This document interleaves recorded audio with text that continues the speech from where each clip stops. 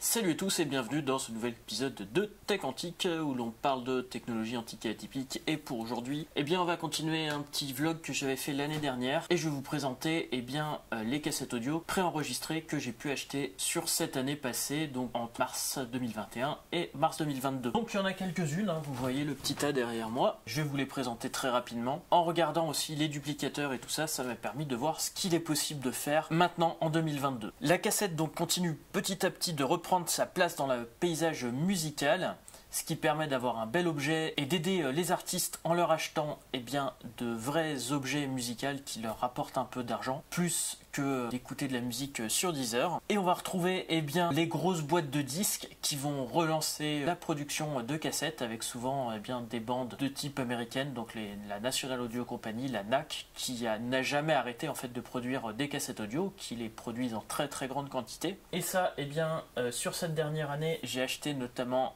Indochine, donc les singles de 2001 à 2021, ainsi que le dernier album d'ABBA.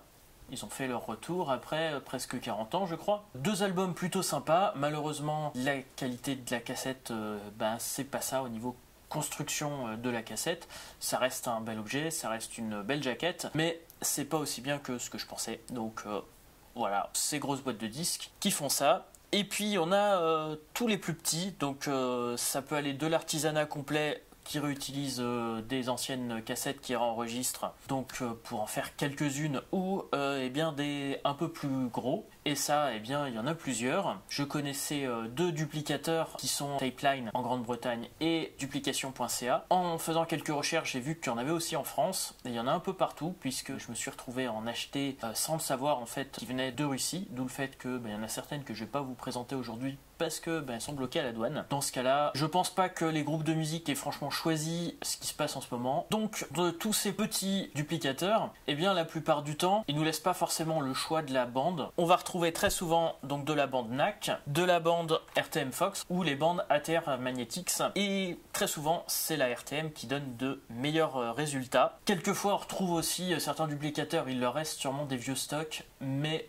ça devient de plus en plus rare. Au niveau des boîtiers, coquilles, je sais pas trop comment dire en français, ce qu'on appelle le shell en Grande-Bretagne, donc la partie plastique là tout autour qui permet de protéger la bande, là elles sont principalement toutes fabriquées en Italie, un très gros constructeur en Italie qui les produit. L'avantage c'est qu'il nous fournit maintenant, vu que c'est un bout de plastique, il nous les fournit dans toutes les couleurs, au format transparent, brillant, etc. Et on a quand même pas mal de choix, même si la qualité de construction, ça vaut pas une très bonne cassette vierge qu'on pouvait trouver dans les années 80-90. Ça reste un boîtier tout simple, mais on a quand même le choix au niveau artistique et c'est plutôt sympa. Et la plupart donc des duplicateurs nous donnent le choix. Ensuite, on a l'étiquette sur la cassette. Là, on a le plus basique qu'on va retrouver le plus souvent, qu'on retrouve depuis le tout début de la cassette, c'est tout simplement de mettre un autocollant sur la cassette. Et ça, maintenant avec l'apparition des imprimantes photos, ça fait quelques années maintenant, on peut déjà faire pas mal de choses, mais on est juste limité au niveau de la forme, juste l'emplacement où on peut mettre l'étiquette sur la cassette. On a ensuite, on peut mettre directement les inscriptions sous forme de tampons. Donc ça c'est pareil, ça existe depuis les années 70 sur la cassette. Et donc ça permet de donner un aspect un peu vintage à la cassette qui n'est pas complètement parfait. La plupart du temps ça va être du monochrome, mais quelquefois on a plusieurs couleurs. Et enfin, le truc intéressant, c'est que je me suis retrouvé avec des mini-disques qui étaient complètement imprimés. Donc là par exemple, Trouble Heart de Silver Image, et je me suis toujours demandé pourquoi ils n'avaient pas fait ça à la cassette. En fait, j'avais mal cherché, donc j'étais pas tombé sur les bons groupes, puisqu'il existe des duplicateurs qui permettent de le faire et d'imprimer complètement sur la cassette. Ça donne un rendu vraiment sympa, et là elle est entièrement imprimée de chaque côté et ça donne des trucs franchement sympas,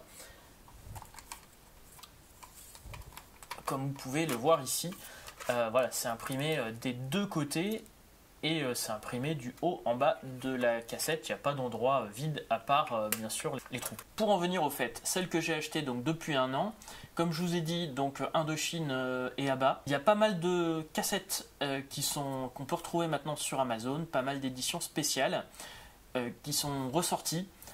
c'est toute cette bande NAC qui donne des trucs pas terribles. Alors des fois ça grince même dans les lecteurs, donc je sais pas si ça vient de la bande ou du boîtier, mais plus que les autres utilisent le même boîtier et que ça marche mieux, je pense que ça vient de la bande. C'est correct sans être exceptionnel, et surtout que souvent, bon, on arrive entre 10 et 40 euros. Et quand c'est l'album à 40 euros, je trouve que ça fait cher quand même pour une cassette, en sachant qu'on arrive des fois à trouver le vinyle à moitié prix ou presque. Dans ce cas-là, j'adore la cassette, mais je préférais le vinyle s'il est moins cher. Et puis ensuite, le gros, et je trouve le plus intéressant, ça va être tous les petits groupes qu'on va retrouver sur Bandcamp. Et là, eh bien, on peut chercher directement sur Bandcamp les cassettes.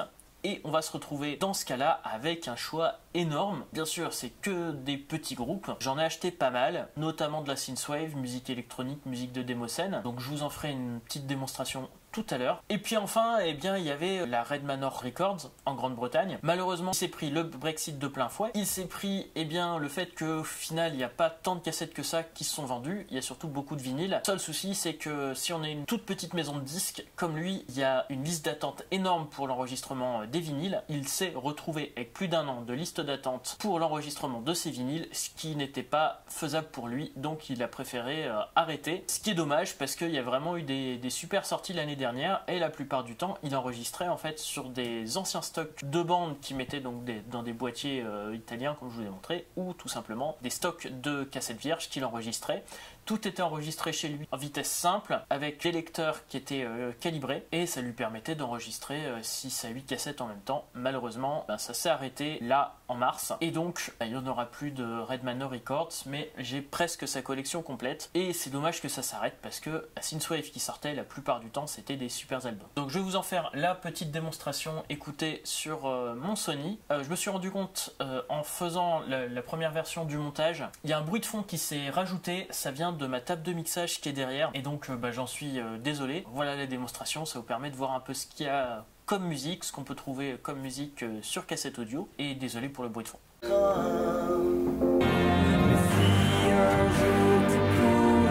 Indochine.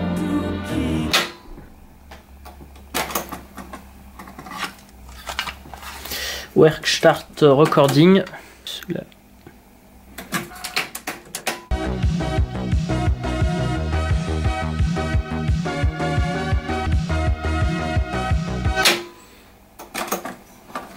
Polyurslip.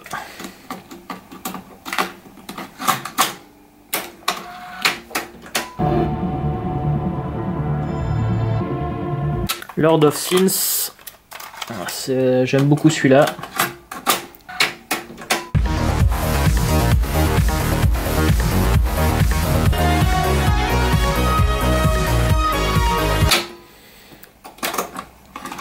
Fan Service, je sais plus si je vous avais montré. Alors, jolie cassette aussi. Je pense imprimer un Technic QV aussi.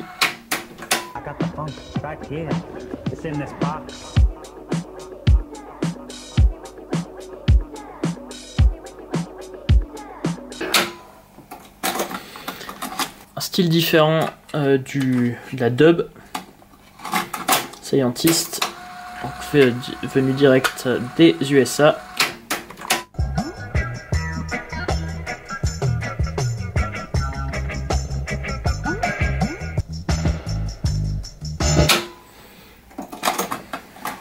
Tiger Blue Tape, donc c'est la marque, c'est tout marqué en japonais. Donc un peu de la démoscène. Alors ils ont pourri l'enregistrement, peut-être un poil trop à mon goût.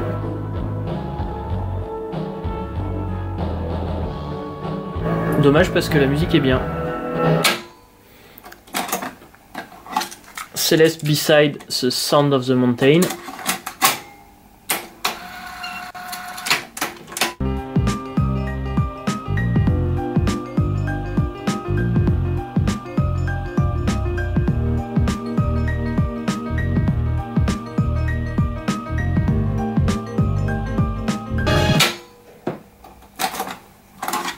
Miami Squeeze.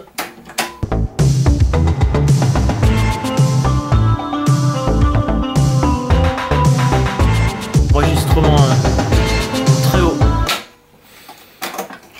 Et enfin toujours du Zag Vortex Night.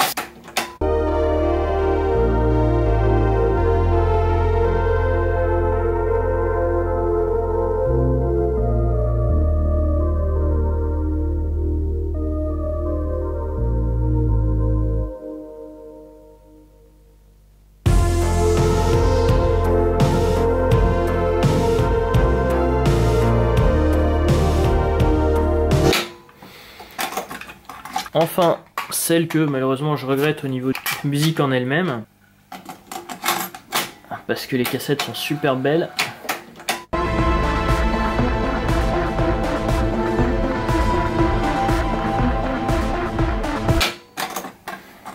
Secret of the... La deuxième.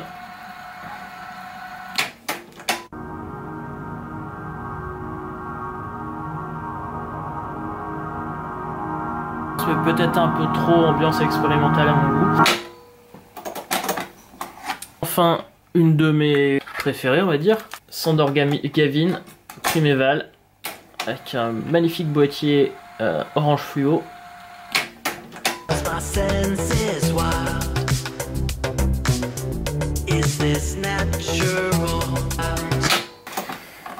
Alors je vais pas tous les mettre, celles de Red Manor Records, comme je vous ai dit, malheureusement il n'y a plus de stock. Elles vont être compliquées à trouver, c'est dommage, c'était vraiment bien. Là par exemple une où j'ai été un peu déçu de la qualité du son, il a mis avec la cassette BASF bas de gamme, et la bande n'est pas aussi bonne que les autres je trouve.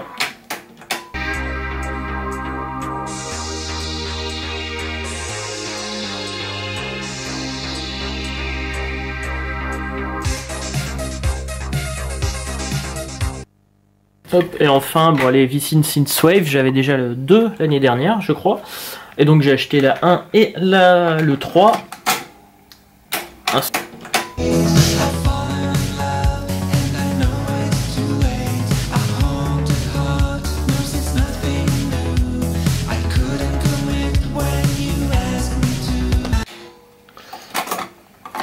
Rétro nouveau.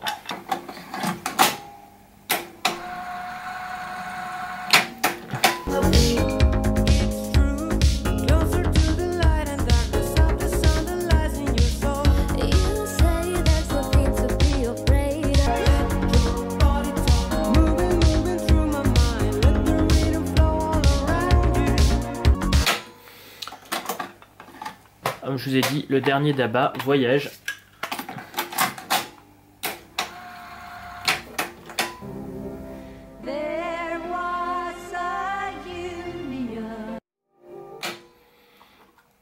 Bien sûr, aucune de ces cassettes sont enregistrées avec Dolby.